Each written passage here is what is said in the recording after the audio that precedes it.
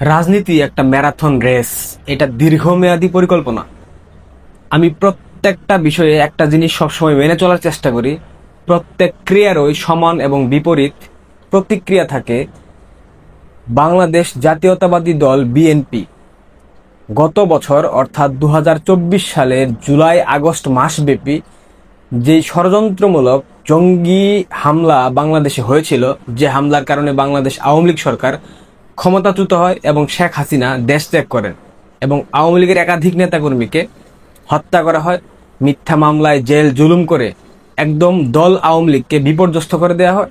তাদের যে শক্তিশালী রাজনৈতিক সংগঠন বাংলাদেশ ছাত্রলীগকে নিষিদ্ধ করে দেওয়া হয়, পরবর্তীতে বাংলাদেশ আওয়ামী লীগকেও নিষিদ্ধ করে দেওয়া হয়। প্রথম দিকে বিএনপি বলেছিল তারা কোনো রাজনৈতিক দল নিষিদ্ধের পক্ষে না, কিন্তু ডক্টর ইউনূস যখন এনসিপির সেই তথাকথিত আন্দোলনের মাধ্যমে আওয়ামী লীগকে নিষিদ্ধ করে দেন, তখন বিএনপির প্রত্যেকটা নেতা মির্জা ফখরুল ইসলাম আলমগীর, রুহুল কবির রেজভী এবং সালাউদ্দিন আহমেদ তারা সবাই বলেছিল তারা সরকার পতনের পর থেকে আওয়ামী লীগকে নিষিদ্ধের জন্য সরকারকে প্রেশার দিতেছিল আড়াল থেকে, বাট প্রত্যক্ষভাবে তারা কখনো সেই প্রেশারটা জনগণের সামনে বলে নাই, তারা দিয়েছে। সরকার পতনের পর স্বাভাবিকভাবে বাংলাদেশের মানুষ ধরে নিয়েছিল বিএনপি বিপুল ভোটে জয়ের মাধ্যমে সংসদে প্রবেশ করবে, কিন্তু ভাগ্যের কি নির্মম পরিহাস, এক বছরের ব্যবধানে বিএনপি আজ কোথায় এসে দাঁড়িয়েছে। সেই তথাকথিত জঙ্গি হামলায় বিএনপি অন্যতম স্টেক হোল্ডার এবং ডক্টর ইউনূসের এনসিপি, জামাত, শিবির, হেফাজত, মৌলবাদী যত সংগঠন রয়েছে প্রত্যেকটা সংগঠন সম্মিলিতভাবে আওয়ামী লীগকে ক্ষমতাচ্যুত করেছে। কিন্তু বিএনপি যে ক্ষমতায় যাওয়ার যে একটা পথে ছিল, সেই পথ কি আদৌ এখনো পরিষ্কার আছে? আপনাদের কি মনে হয়? আমার মনে হচ্ছে বিএনপির রাজনীতি অলরেডি গন কেস, মানে শেষ, শেষ বলতে শেষ, এই চ্যাপ্টার ক্লোজড। আপনাদের মনে আছে 5 আগস্ট সরকার পতনের পর জাতির পিতা বঙ্গবন্ধু শেখ মুজিবের 32 নাম্বার বাড়ি আগুন দিয়ে জ্বালিয়ে দেওয়া হয়েছিল? জ্বালানো পর্যন্ত সীমাবদ্ধ থাকলে একটা কথা ছিল, কিন্তু পরবর্তীতে বিএনপির নেতা তথাকথিত মেয়র ইশরাক তার প্রত্যক্ষ মদদে ধানমন্ডি 32 বুলডোজার দিয়ে ভেঙে ফেলা হয়েছে।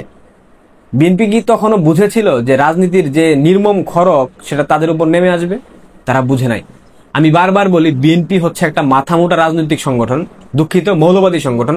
তাদের মধ্যে বিচক্ষণ, প্রগতিশীল, মুক্তমনা রাজনৈতিক নেতা কতিপয় রয়েছে, বাট তাদের দলে কোনো প্রকার অবস্থান নাই, তাদের কথা কেউ শুনে না।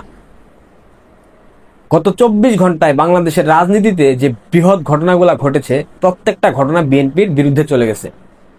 এই চকবাজারে যে মিটফুটে যে ব্যবসায়ী সোহাগকে হত্যা করা হলো, এই হত্যার দায় যুবদলের। একদিন আগের হত্যাকাণ্ড পরবর্তীতে ভাইরাল করে বিএনপির রাজনীতি মূলত সারা দেশে উত্তাল করে দিয়েছে।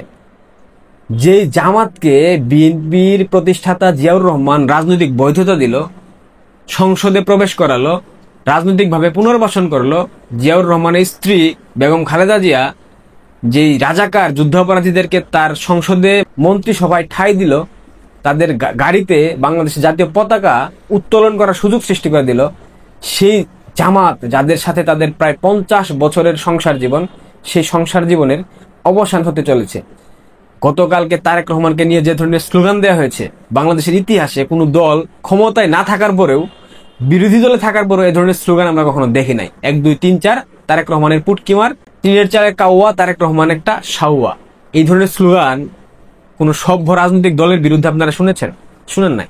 কয়লা ধুইলে ময়লা যায় না, বিএনপির চরিত্রটাও ঠিক একই রকম, তাদের ময়লা এখনো যায়নি এবং আদৌ যাবে কিনা এটা নিয়ে যথেষ্ট বিতর্ক থেকে যায়।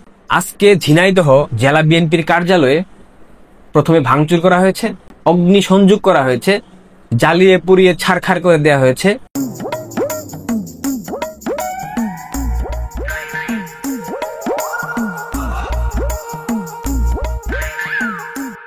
বিএনপির দলীয় কার্যালয়, সেটা আবার একটা জেলার মতো বৃহৎ কার্যালয়, এবং সেটা করেছে এনসিপি এবং জামাত, তথাকথিত সাধারণ শিক্ষার্থীর ব্যানারে।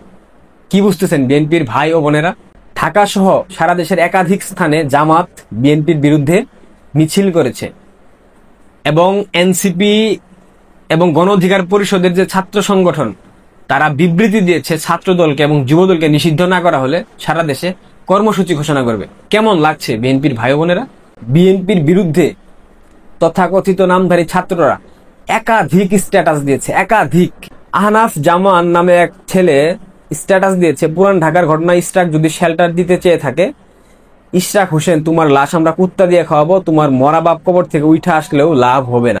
জুলাই আগস্টে যেমন ছাত্রলীগ থেকে পদত্যাগের একটা হিড়িক চলেছিল, অর্থাৎ ছাত্রলীগের ভেতর লুকিয়ে থাকা যেই গুপ্ত সংগঠন ইসলামী ছাত্র শিবিরের যারা নেতাকর্মী ছিল তারা একাধারে পদত্যাগের একটা হিড়িক কর্মসূচি দিয়েছিল, ঠিক তেমনটাই আমরা দেখতে পাচ্ছি। অসংখ্য স্ট্যাটাস আমি স্ক্রিনে একটা একটা করে আপনাদেরকে দিব, আপনারা পড়ে নেবেন, এগুলো পড়তে অনেক সময় লাগবে।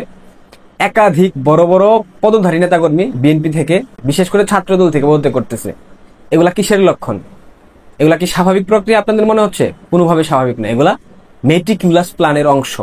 সব থেকে চমৎকার এবং হাসির যে বিষয়, ডক্টর ফয়জুল হক, বিএনপির অনলাইন অ্যাক্টিভিস্ট, বিশাল গলা ফাটিয়েছেন গত 15 বছর, তিনিও বিএনপি থেকে ফেসবুকে স্ট্যাটাস দিয়ে পদত্যাগ করেছেন। তিনি বলেছেন বিএনপির অপকর্ম, অন্যায়, অপসংস্কৃতি, দুঃশাসন, লুটপাট, খুন, গুম, ধর্ষণের যে তারা চিত্র বাংলাদেশব্যাপী ফুটিয়ে তুলেছে, এটা দেখার পর তার আর আসলে সহ্য হচ্ছে না। তিনি আদর্শিক জায়গা থেকে কিংবা নৈতিক জায়গা থেকে তিনি বিএনপি করতে পারবেন না, সেই কথা বলে তিনি ফেসবুকে লম্বা একটা স্ট্যাটাস দিয়ে পদত্যাগ করেছেন। একাধিক ছাত্র দলের, কলেজ শাখা, বিশ্ববিদ্যালয়ের শাখা নেতাকর্মীরা পদত্যাগের হিড়িক তুলে ফেলেছে, যেমনটা আমরা জুলাই আগস্টে দেখেছিলাম। 5 আগস্ট শেখ হাসিনার অন্তর্বাস নিয়ে তোমরা মজা করেছিলে বিএনপির নেতাকর্মীরা, স্বৈরাচার, ফেসিস্ট অনেক কথা। আজকে 1 বছরের ব্যবধানে ফেসবুকে স্ট্যাটাস দেওয়া হচ্ছে খালেদা জিয়ার সব শাড়ি আর মেকআপ আইটেমগুলো আমি নিব, আগেই বলে দিলাম। ফাইয়াজ ইস্তি নামে একজন স্ট্যাটাস দিয়েছে। আরেকজন স্ট্যাটাস দিয়েছে হালাল বিনোদন, নাম হচ্ছে এমডি তানবীর ইসলাম সিজান, পরে কিন্তু আর এটা নিয়ে মারামারি করতে পারবো না, আগেই বলে দিলাম তারেক রহমানের বিড়াল আমি নিব। কেমন লাগতেছে বিএনপি? আমরা আগেই বলেছিলাম পুরো দৃশ্যটাই একটা নির্দিষ্ট স্ক্রিপ্টের উপর সাজানো। সেই স্ক্রিপ্টের নাম হলো, সেই গল্পের নাম হলো -2 ফর্মুলা। এবং -2 ফর্মুলার প্রথম শিকার আওয়ামী লীগ, দ্বিতীয় শিকার বিএনপি। কারণ বাংলাদেশে কার্যত রাজনৈতিক দল দুইটাই এবং দেশ পরিচালনা করার অভিজ্ঞতা শুধুমাত্র আওয়ামী লীগ এবং বিএনপির রয়েছে এই মুহূর্তে। কেমন লাগছে বিএনপির ভাই বোনেরা? আমরা 5 আগস্টের পর বারবার বলেছিলাম এটা একটা জঙ্গি অভ্যুত্থান এবং এটা বাংলাদেশে -2 ফর্মুলা অ্যাপ্লাই করার জন্য করা হয়েছে এবং এটার ফলে বাংলাদেশ চলে যাবে ইসলামিস্ট টেরোরিস্টদের হাতে। এর বাইরে কিচ্ছু না। ডক্টর ইউনূস ক্ষমতায় এসেছেন ডিপ স্টেটের এজেন্ডা বাস্তবায়ন করার জন্য। আর ডিপ স্টেটের এজেন্ডার অন্যতম প্রধান এবং প্রথম যে বিষয় সেটা হচ্ছে -2 ফর্মুলার মাধ্যমে বাংলাদেশের রাজনৈতিক দলগুলোকে রাজনীতি থেকে বিতাড়ন করে একটা ইসলামিক সন্ত্রাসবাদী গোষ্ঠীর হাতে দেশকে তুলে দিয়ে তারা তাদের যে এজেন্ডা, তাদের যে স্বার্থ সেটাকে হাতিয়ে নেবে এবং বাংলাদেশ চলে যাবে সেই ইরাক, সিরিয়া এবং আফগানিস্তানের মতো একটা পর্যায়ে এবং সেই দিকে আগাচ্ছে আমার সোনার বাংলাদেশ। বিএনপির অনুভূতি কি আমি জানতে চাই। বিএনপির অনেক কর্মী সমর্থক আমাকে গালিগালাজ করেন। এখন কি মনে হচ্ছে আমাদের প্রত্যেকটা কথা একদম পয়েন্টে পয়েন্টে মিলে যাচ্ছে কিনা সেটা বলেন। মিলতেছে? যদি মিলে থাকে অবশ্যই একটু কমেন্ট করে জানিয়ে যাবেন। মির্জা ফখরুল ইসলাম আলমগীর একজন দ্বিচারী, একজন ডাবল স্ট্যান্ডার্ড মানুষ, একবার এক এক কথা বলেন। এরশাদের পরবর্তী যদি উত্তরসূরি থাকে সেটা মির্জা ফখরুল। ঠাকুরগাঁয় তার বাসার সামনে, তার যে বাসভবন, তার সামনে আজকে একাধিক ব্যক্তি, তৌহিদি জনতা, এনসিপি এবং জামাত ভুয়া ভুয়া স্লোগান দিয়েছে।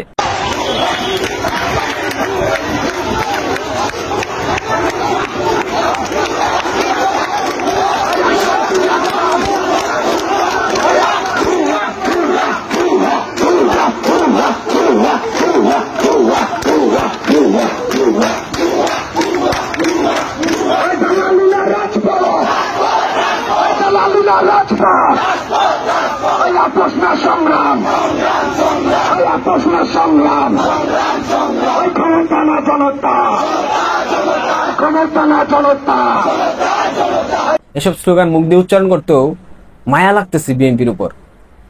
একটা দল পৃথিবীর ইতিহাসে, মনে হয় বাংলাদেশের ইতিহাসে বললে শুধু ভুল হবে, ক্ষমতায় আসার পূর্বেই বাংলাদেশের মানুষ তাদেরকে দেখতে পারে না, দেখতে চায় না, তাদেরকে উৎখাত করতে চায়। তারা কিন্তু ক্ষমতায় আসে না আনুষ্ঠানিকভাবে। এর আগেই বাংলাদেশের মানুষ তাদের উপর কতটা ক্ষুব্ধ সেটা গত 24 ঘন্টার বিভিন্ন ঘটনা আপনারা যদি পর্যালোচনা করেন একদম পানির মতো পরিষ্কার হয়ে যাবে আপনাদের বিষয়গুলা। এমনটাই কি আপনারা চেয়েছিলেন? আপনারা কি ভেবেছিলেন কখন এমনটা হবে?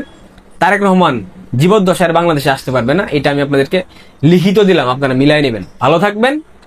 মাত্র তো খেলা শুরু, খেলা আরো হবে। আমি ফাইসা গেছি মাইন কার চিপায়, একটা গান আছে না, এই গানটা এখন বিএনপির জন্য পুরোপুরি মিলে গেছে। সবশেষে একটা বিনোদন দিয়ে আপনাদেরকে শেষ করি ভিডিওটা।